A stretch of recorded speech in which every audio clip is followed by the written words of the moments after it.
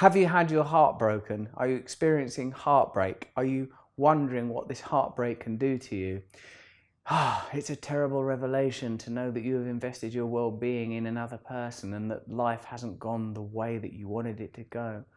I've experienced heartbreak for most of my life. When I think now, look, I'm in my 40s, so I can look back at heartbreak when I was 15, heartbreak when I was 12, heartbreak when I was 11, heartbreak in my 20s and 30s, like sort of right into till when I got married, just getting my heart broken again and again. Now, I reckon in my case, it was because I like to be in the outside, I default to drug addiction and alcoholism. I'm not good at sitting with myself. So when I meet someone illuminating and exciting, I invest in them. I invest in them in silent obsession, zeal and devotion, feelings that will be better spent on some true and formless God rather than some temporal flesh one. I think because I'm on tour at the moment, I'm in Australia, I'm remembering like the various times where on the road I've fallen in love. I know I have a reputation for being promiscuous and I was a promiscuous person, but also I used to really fall in love with people. I remember falling in love with someone in Sydney and walking along the harbour and trespassing into a bit of the Sydney Opera House and a security guard coming around with a flashlight and shining it on me and her. We weren't doing anything. It was sort of a romantic sort of looking out over the harbour thing. Shining a flashlight on us and going, "Oh, it's you," is what he said, or something like, "Ah, it's you," and then he just sort of smiled and left us there. And that it was so vivid and real, elevated from life.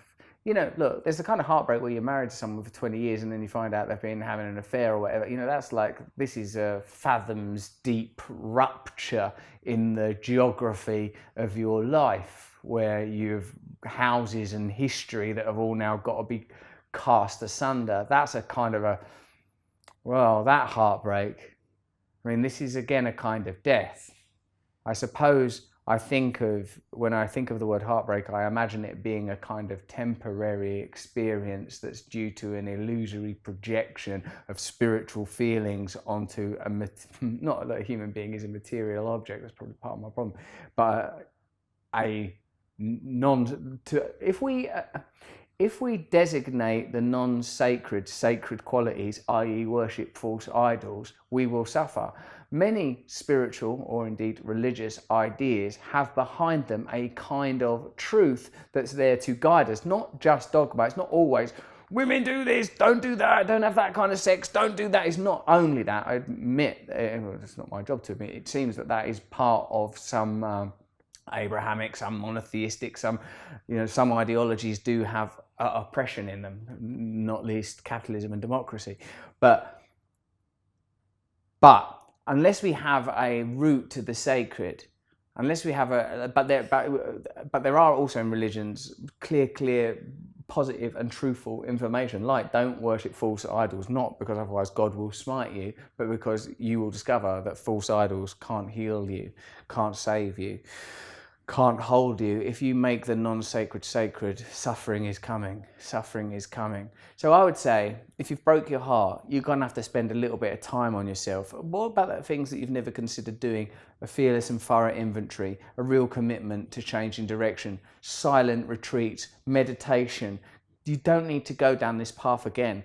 The real heartbreaking thing is that you'll probably continue to experience heartbreak unless you alter your patterns and habits and examine the reason why you continually, or just in this instance, are experiencing it.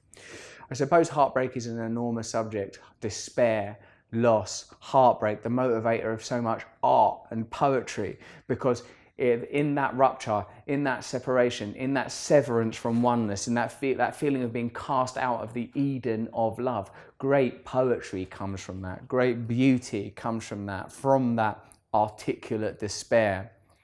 But for me, I've been whooped and whipped and cowed by life to the point where I can only apply sacred devotion to the sacred, which for me means the formless oneness behind all material phenomena, present also in consciousness, individually but collectively.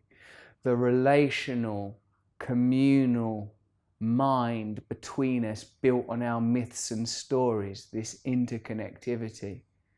If you have some kind of relationship with that, then you are able to deal with heartbreak and death and loss and all of the other painful, sad things that this veil of tears is beset with.